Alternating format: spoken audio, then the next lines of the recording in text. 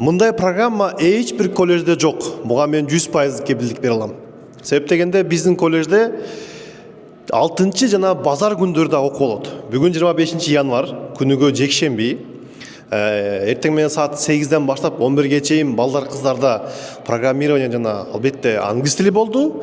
Андан тышкары атайын балдардын өзүн коргоо, орусча айтканда самооборона боюнча атайын тайбокс боюнча дагы машыгууларды өткөрүп турабыз. Кыздар өзүнчө, балдар өзүнчө. Азыркы учурда кыздар машыгып аткан экен. Биринчи кыздар машыгып, андан кийин балдар машыгышат.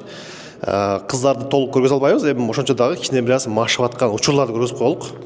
Жакыныраак келсеңер. Мынакей.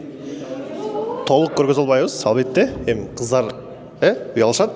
Ал эмиякта азыр балдар отурган экен, мынакей. Так, атың? Орозбек Фраут. Кайсы группа? Пика 425. Пика 425. Окуу кандай? Окуу жакшы, акырындап келатат. Түшүнбөстүктөр болот, бирок агайлар жакшы түшүндүрүп берет экен. Жакшы. Мисалы азыр сентябрь, августта башталгансыздар окуу, Сентябрь, октябрь, ноябрь, декабрь, январь 6 ай болуптур мынакей. Жарым жыл окуп коюптурсуңар. 7 күндүк окууда кыйналган жоксуңарбы?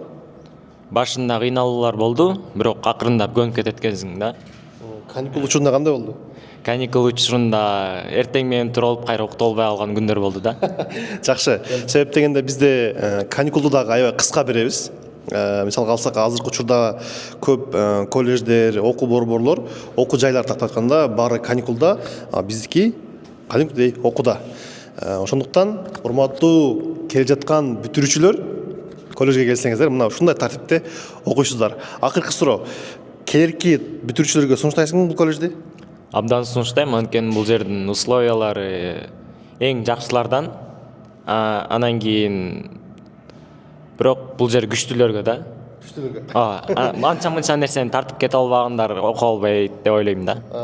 Чындап эле күчтүүлөргө десек болот. Себеп дегенде 7 күн бою окуп, эртең менен саат 5-6да турат балдар, күнүгө 7 күн бою.